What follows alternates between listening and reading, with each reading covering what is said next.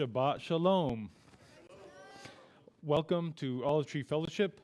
We are streaming live from Albuquerque, New Mexico.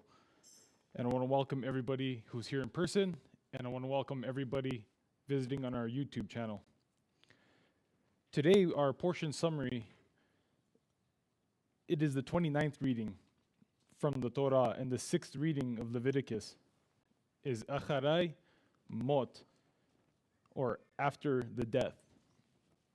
And initially when I read that, I remembered that it was about the death of Aaron's sons, who brought unlawful fire before Adonai. But then I started thinking, well, after the death, what is also after the death? After the death of Messiah, we have the ultimate atonement for sins. But we're getting a little bit of ahead right there, so let's back up a little bit. You know, when things pop up in your head, sometimes you think, I got to say that before I forget. And then and Yahweh spoke to Moses after the death of the two sons of Aaron. He describes the tabernacle ceremony for the festival of the Day of Atonement. In Leviticus 17, it establishes the general rules for sacrifice and sanctuary service. Then we have Leviticus 18, and that lays down the specific laws about permitted and forbidden relationships between men, women, and other sinful relations that may occur. Now there's a ton of information in this parsha, and I'm going to do my best to teach you what I have learned, and hopefully to learn a little more as we get more into the word. In verse 1, Yahweh spoke to Moses the death of the two sons of Aaron who died when they approached Yahweh. This verse sets the context, referring to the death of Nadab and Abihu, who were consumed by fire for offering unauthorized incense, or as it's called, unlawful fire before Yahweh. You know, he's very specific with what he wants us to do and how he wants us to live our life, and he's very orderly, and things do not go out of order, because that would be chaos, disorder. So that's one thing to remember, that we do not step outside of what we are instructed, which is why they were consumed. And Yahweh said to Moses, "Tell your brother Aaron that he is not to come whenever he chooses into the holy place, the most holy place, behind the curtain and in front of the atonement of the cover on the ark, or else he will die. For I will appear in a cloud over the atonement cover." This verse establishes the strict protocol for even Aaron's entry. And we're talking about a priest. You know, he can't just waltz in anytime he wants and just, hey, you know, I'm a priest, I do whatever I want, you know, go in here and, you know, take a siesta in there. It's not going to happen. That's not how it goes. And so this emphasizes the seriousness of this occasion and the need for reverence. Yahweh is worthy of this reverence, and he is worthy of that respect. And adherence to this order, or this protocol of service, is crucial. As always, he is orderly, and he will not promote disorder, which is chaos. This is how Aaron is to enter the holy place. He must first bring a bull for a sin offering and a ram for a burnt offering. The young bull, the atonement for his own sins and for the sins of his family. And that's really important, how that's the first thing that's mentioned, right, is for his own sin and for his own family. And as most of you already know, that a man is responsible for him and for his family. And he is the head of his household. Therefore, he serves as the covering for his wife and for his children, which means he can atone for them as head of household, which is orderly and which is what we are called to do. And so we see a similar example, just to kind of go back a little bit, with Adam and Eve. I know sometimes us men like to say, hey, well, it was the woman. The woman ate, she got it and she partook, but that's not exactly, that's one side of the story. So, we kind of have to get both sides of the story, and I hate to bust our bubbles, guys, but Romans 5:12, Paul says, therefore, just as sin entered through one man, and death through sin, and in this way death came to all people because all have sinned. And that's just how it is. And notice it says through one, it doesn't say through one woman, it says through one man. So Adam was her covering. At that moment, she ate, she partook. That was the moment where he made that choice, and he says, I think I'll have some. That's where the condemnation came in.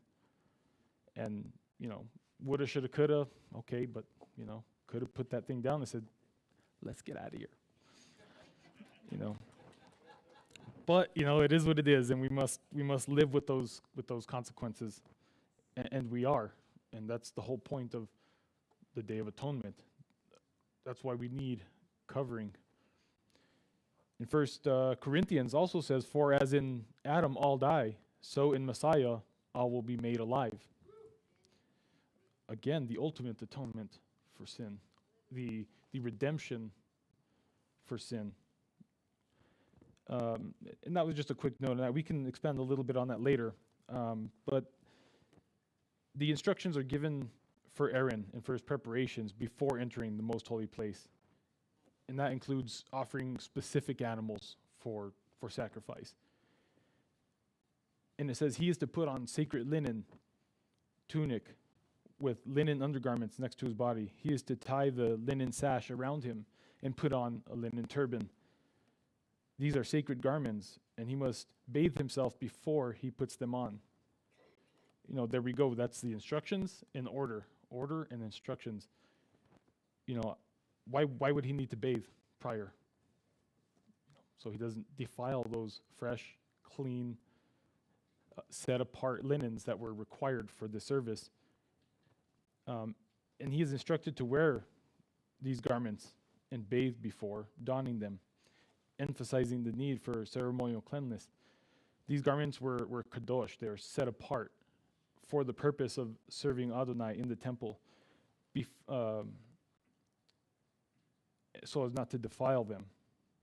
Just as sin defiles all of us, that's why we need to be cleaned.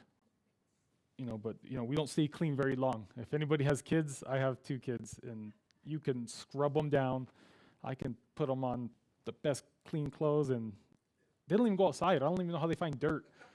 And they'll be instantly, and it's kind of, I was thinking about that like kids, and we're his kids, and he's looking at us, and every time he's like, oh man, like I just did this for you, and look at you already.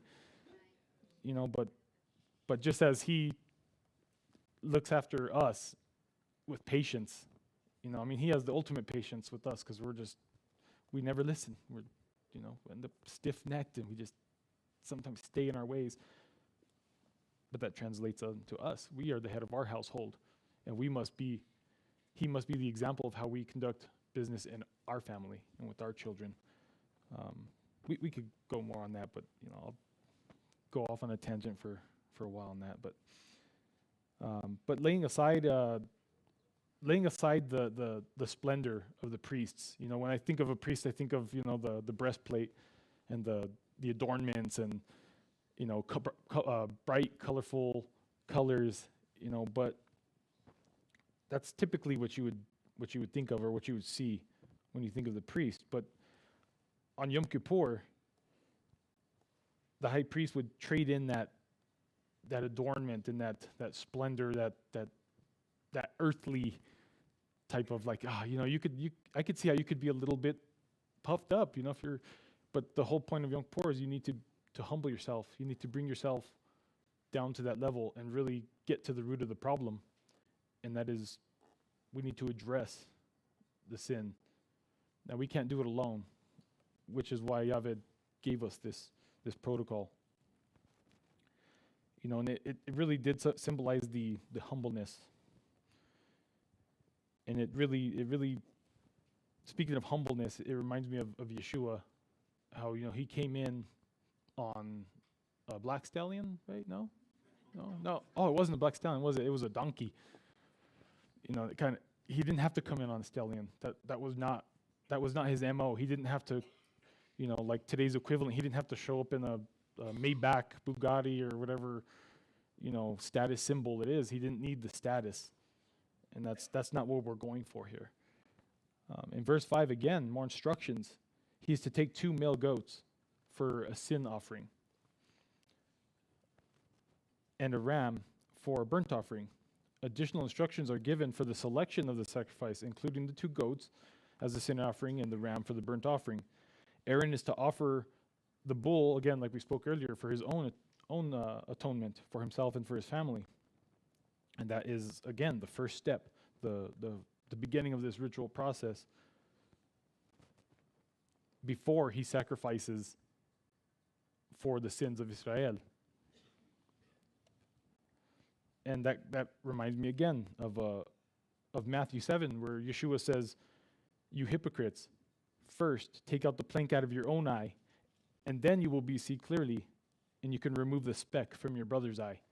The parallels are everywhere, and we can just draw parallels. We could actually just go line for line here and just draw parallels all day, and it really is. That's what took so long to put some of this together, because I don't know what to add in or what to say, but it's just kind of coming out, and I really praise Yahweh for giving us this clear instruction, because again, he's not disorderly. This is very, I know it could be it could seem a little bit dry, like, oh, this, and kind of like I've heard people say, oh, it's barbaric, it's sacrifice and blood, but it really is a simple process. And Yahweh has always been the same. He has been the same now, and he will hold that same integrity into the future. This is why we must heed all these instructions and these warnings and these teachings. But then he is to take the 2 goats, and he is to present them before Adonai at the entrance of the tent of meeting. Aaron is instructed to present the 2 goats before Yahweh at the entrance. He is to cast lots for the 2 goats. One lot would be for Yahweh, and the other for the scapegoat.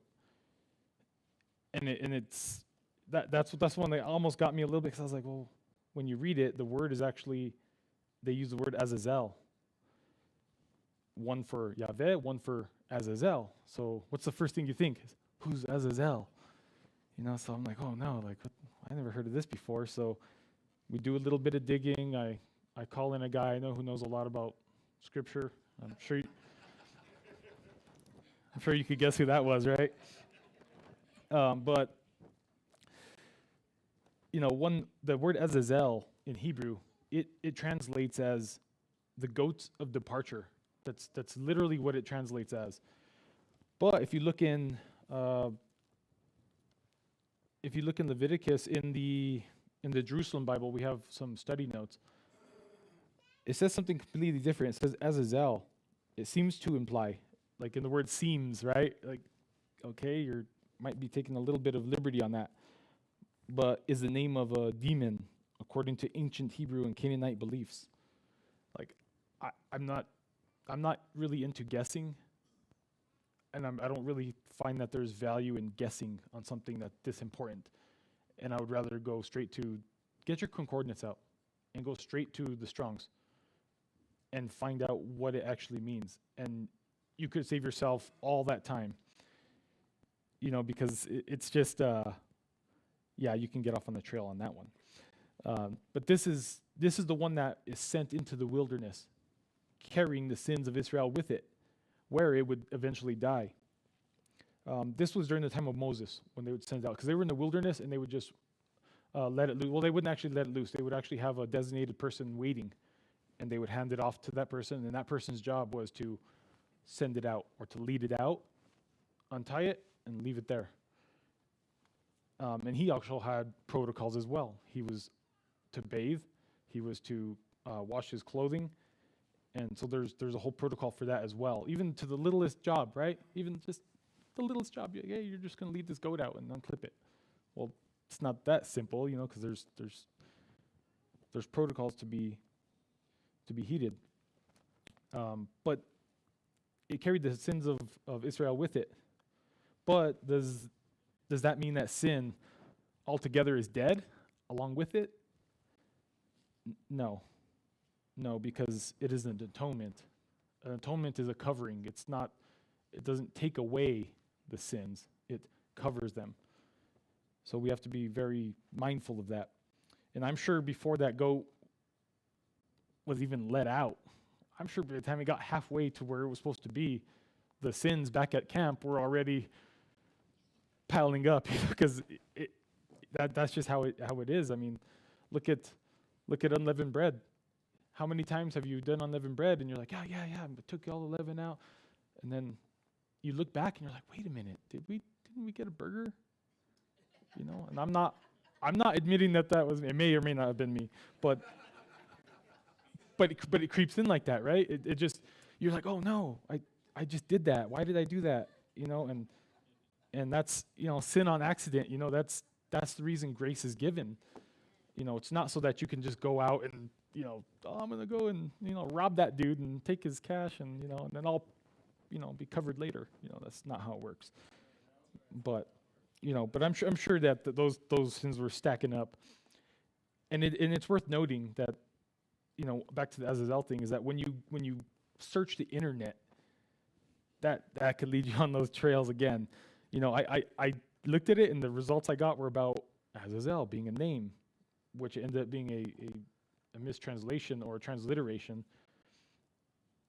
And what you're going to find on the internet is lots of supporting demonology and supporting, ideas that are not even, extra biblical writings that support this, and they all kind of conflict each other. So it's chaos, right? There's no order to that. There's no structure on that. So again, I won't be doing as much of that, because I was like, man, this is hard to decipher through. And I was like, well, why don't I just use the word instead? Go figure, right? So, I just urge you to make sure you be mindful of that. But in Ephesians 4:29, do not let any unwholesome talk come out of your mouths, but only what is helpful for building others up according to their needs. That it may benefit those who listen. So I got off the internet, I pulled up the concordance, like I said. It was clear as crystal, the go to departure. There was nothing in that little side quest that was going to build me up, and there was nothing that I can take to this study here today to help you build you up. There was nothing fruitful in that. So that's just something that we should be mindful of. In Romans 5:12, Paul says, therefore, just as sin entered the world through one man, and death through sin, and in this way, death came to all people because all sinned. Again, we have to reiterate that, because we are all sinners. I know I am, and I know all of you are as well. If there is one that's not of sin, then, we need to have a conversation after, because I need to know more. But as far as I know, we're all sinners. And one more thing that I know for sure is that there is hope. And I know that there is good news. And I know for a fact that the redemption is real. And I know for a fact as well that it is only through blood.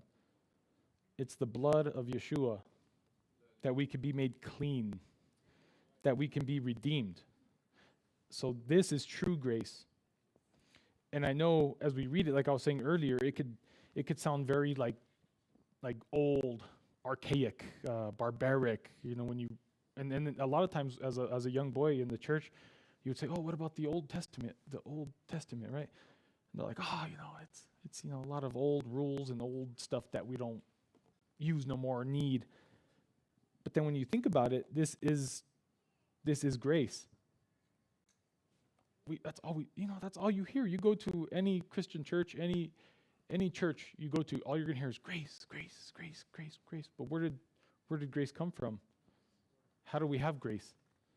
And that is by the blood. This is the grace system. But with grace, as we said, there must be blood. And we skimmed over the Adam and Eve fiasco earlier. But we did not mention that after Adam sinned, Yahweh came looking for them, right? And of course they were hiding because they were ashamed. And now they were aware of their sin, and they were aware of their attire, or their lack of attire. And so what did they do? They ran, they hid, and they were ashamed. But Yahweh did not give them death, because they knew what the punishment for that was. It was death, right? But yet he didn't give them death in that moment. He decided instead to give them grace. He decided to give them that.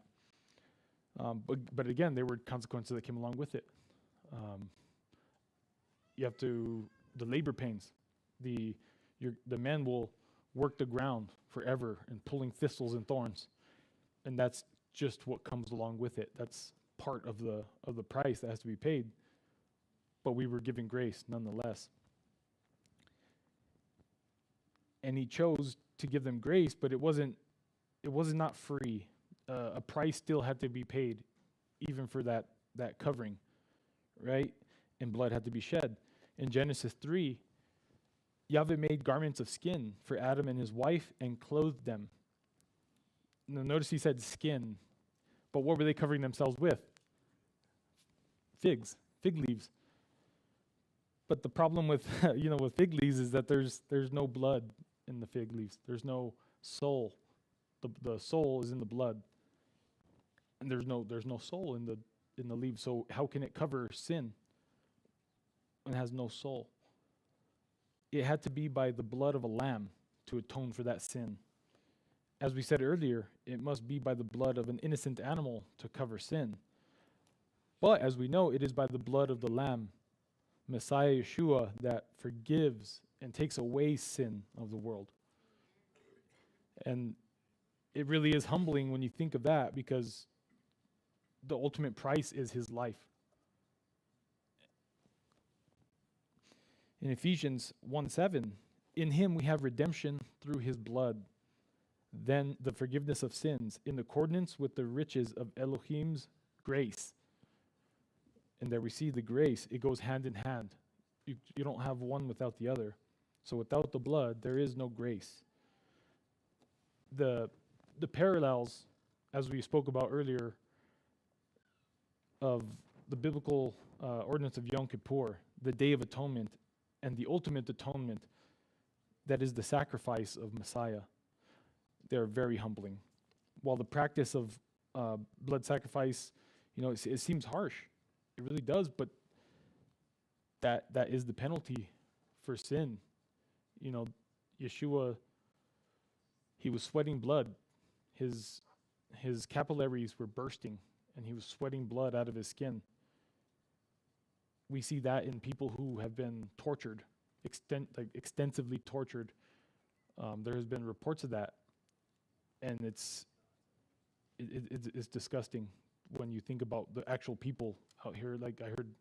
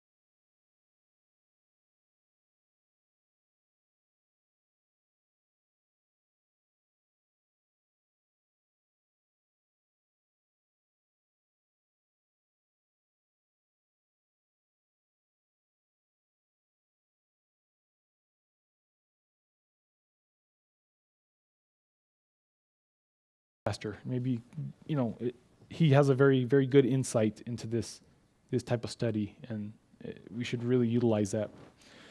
The Yom Kippur served as, the way I saw it was more of a spiritual reset. Because as we said, the sin is not taken away, it's covered.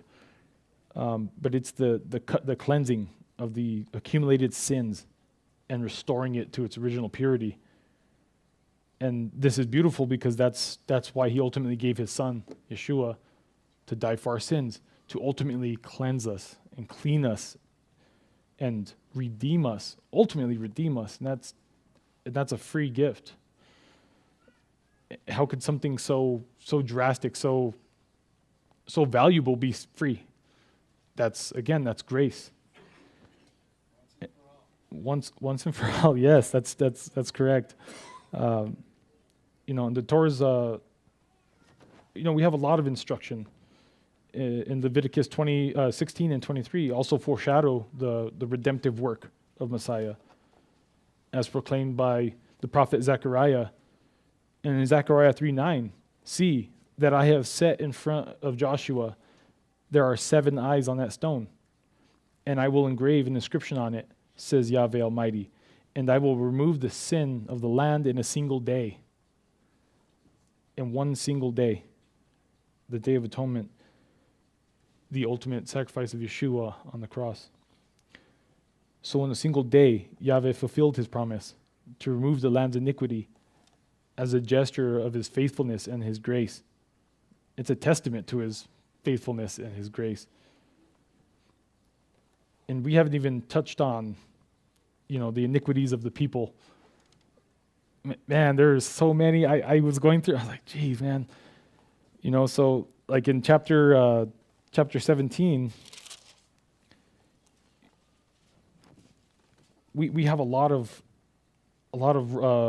I would say it covers immolation and sacrifice, laws against eating of the blood. And as we spoke earlier, we should understand by this point that the sacredness of the blood, the life is in the blood, the soul is in the blood. And we do not gain life by the blood of an ox or a horse or a cat or whatever, or even other people. We have right now, in this current day and age, we have tribes of cannibals still living. We have warlords who use this as a show of power. And that's to this day. They will actually hunt down their other enemy, and they will eat their heart. And they said, yeah, you gain their power. And it's like, oh man, like, why? So when I think about why did this have to be written, like, of course, like, a lot of us, most of us were like, yeah, of course we're not going to eat a person. Like, why would you got to say that, But you have to say it because why? It happens. Why does he say not to give over your daughters and your sons to Molech? Well, because people did it. That's why he had to say it, because it's like, yes, I know it sounds crazy, or it sounds like, nah, that can't happen today, but people always say that, right? Oh, that couldn't happen, but it has happened. And and if we're not careful and if we don't heed to these warnings, then it may happen again. I pray that it does not, and that we don't ever defile ourselves to that point to where we're vomited out. But that's a real concern.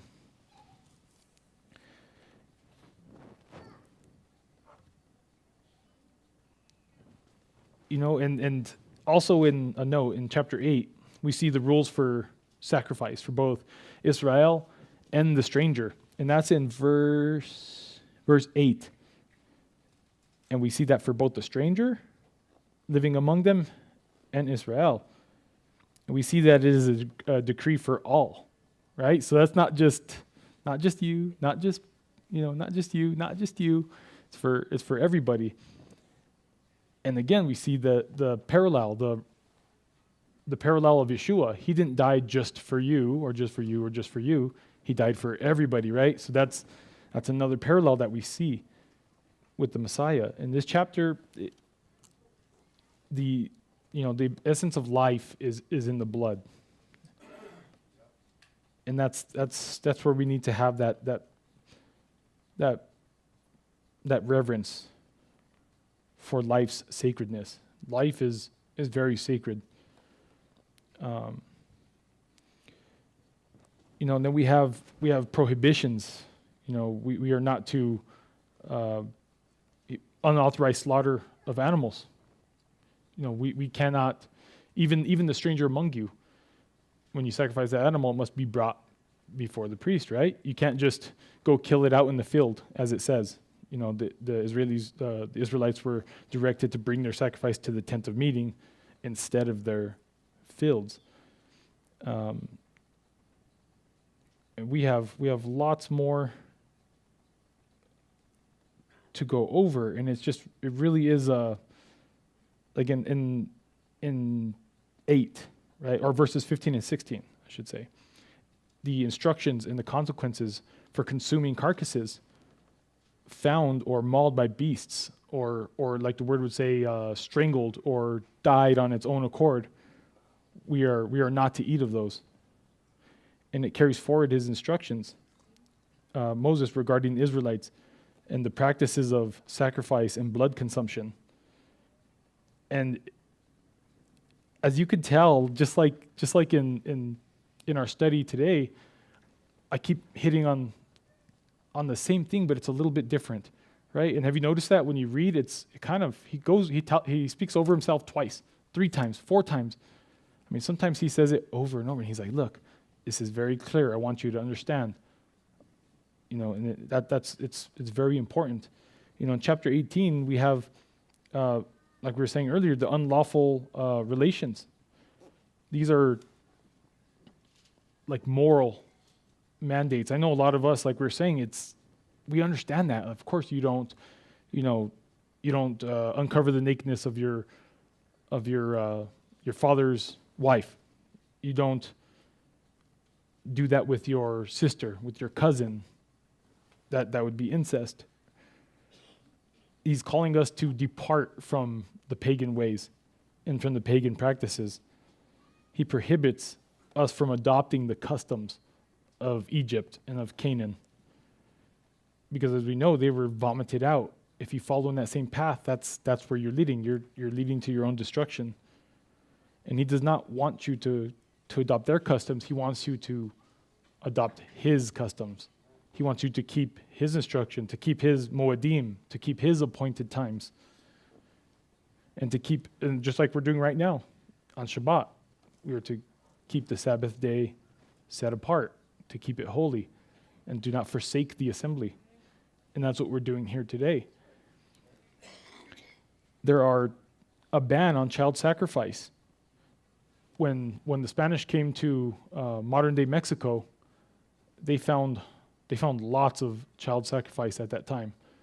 There was lots of it. There was so much blood from the sacrifices that they were doing daily that according to the conquistadors, or the ones who were sent from Spain, they explained that the streams were filled up red. There was so much blood. That's real stuff. It's not make believe. He forbids this practice of offering children.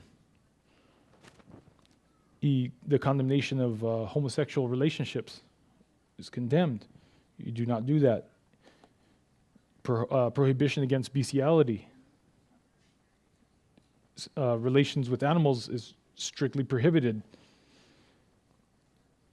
He warns that the defilement through these abominable practices, and yes, abominable, disgusting. Abominable is it would make you want to just throw up when you see it. Abominable is disgusting. And that's how he sees these acts and these sins. And he reiterates his demand for Israel to adhere to these commands. and there's just so much more we can go in on this, but what I'm going to do is go ahead and close here. And what I urge everybody to do is to jump into this today when you go home and read it for yourself, because there's a lot more rules. There's a lot more specifics when it comes to the sacrifice, a lot more specifics when it comes to how these offerings are presented to Yahweh. And like I don't always, when you present yourself to Yahweh, that's not just in the sacrifice, but in self-sacrifice, when you give yourself to Yahweh, there's parallels to draw from here, and there's just too many to list or to explain, because the truth being, I don't know everything, and I don't know, I would doubt I even know a quarter of what this Parsha is talking about, because there's so much in there. But I do think we have the mind, and I do think we have the willingness to search out the scriptures to see that what we learned today is so. And I pray that you do so.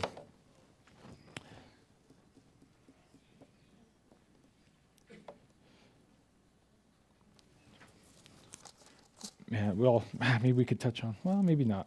Let's go over here. Well, I want to thank every one of you for joining us today. It truly was a blessing to kind of teach everybody what I've learned this week. And it really is humbling to come up here and to try this for the first time. And I really do feel extremely blessed just for having come up here and help you all.